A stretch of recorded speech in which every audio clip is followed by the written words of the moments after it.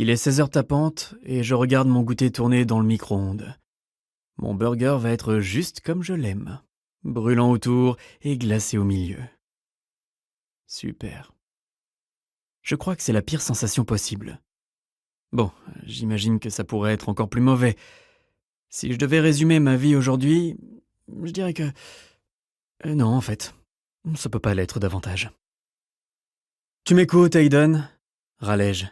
J'ai pas que ça à foutre que de te tenir la main toute la journée. Prends un peu tes responsabilités, merde. Mon frère éclate de rire au bout du fil. C'est toi qui me dis ça ? T'as 29 piges et tu vis chez une pote à toi, frérot. Redescends un peu sur terre. Je déteste quand il est arrogant. Il n'a pas la moindre idée de ce que j'ai traversé ces derniers temps.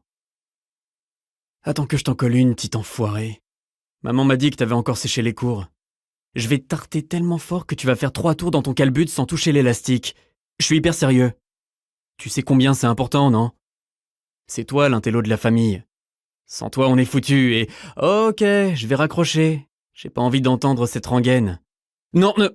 Bip, plus de son. Quel ingrat. Je le déteste quand il se comporte comme un abruti. Bordel. Si j'avais eu la chance de pouvoir faire des études, j'aurais sauté sur l'occasion. Mais on va dire que nos parents ont préféré miser sur celui qui avait le plus de potentiel, et ce n'était pas moi. Ils n'ont pas eu tout à fait tort. En matière de capacité pure, c'est sûr qu'il s'en sort hyper bien. C'est le genre petit surdoué qui comprend tout très vite. Enfin, tout sauf le fait qu'il vaut mieux ne pas sécher les cours et rester loin de la dope. Frustré, je lance mon téléphone qui retombe sur le sol après avoir percuté le canapé. Et merde. Bon, ça ne fait rien. Je m'installe dans le fauteuil après avoir récupéré mon encas.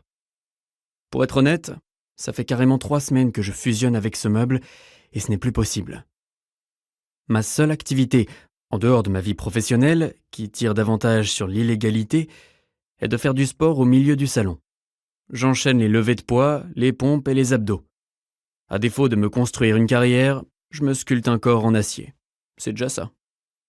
Et puis, j'en ai bien besoin, avec tous les ennuis qui me collent au basque. Je ramasse mon téléphone à tâtons tout en mordant dans mon burger. Et évidemment, ça se confirme, brûlant d'abord, glacé ensuite. Ça revient un peu à bouffer un esquimau sur le pavé ardent de l'enfer. Mon smartphone se met à sonner. Numéro inconnu. Je déteste ça. Ça n'annonce jamais rien de bon. Allô ? Lâchais-je d'une voix rauque. Aaron, c'est Mesker. T'as un défaut de paiement. Il te reste 15 jours pour me trouver les 5000 $ restants, sinon je te jure que je me pointe chez toi avec mes gars et qu'on te passe par la fenêtre. Vu ? Je vais pour répondre, mais il ne m'en laisse pas le temps et coupe net la communication, me laissant sur cette note amère. Génial. Vraiment génial. Le problème quand on perd absolument tout, c'est qu'il est très difficile de se retourner. Alors, forcément, j'ai dû emprunter de l'argent, et puisque les banques traditionnelles ne souhaitaient pas m'en prêter, eh bien, j'ai dû avoir recours à des moyens un peu plus discutables. Autant, quand une banque demande de rembourser un crédit, ça ne fait pas trop peur. Au pire, qu'est-ce qui se passe ? Ils envoient les huissiers, et ensuite ? Je n'aurais eu qu'à déménager et ça aurait été bouclé. Ils ne m'auraient pas traqué à travers tout le pays. Alors que quand il s'agit de quelqu'un comme Mesker et sa bande, c'est une autre histoire. Mais c'est un fait. Je manque de fric et j'en ai plus besoin que jamais.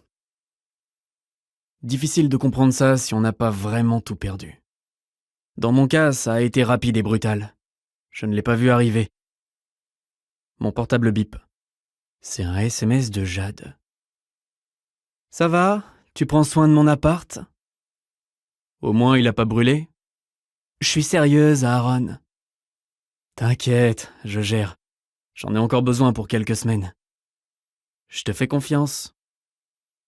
De manière générale, vu la façon dont je mène ma vie, je dirais que c'est une très mauvaise idée, mais je ne suis pas du genre à faire des coups de pute. Et encore moins à Jade. C'est une vraie amie qui me prête son appartement pendant qu'elle fait un stage à l'étranger. Enfin, ce n'est pas vraiment le sien. C'est celui que ses parents lui laissent pour qu'elle vive à New York.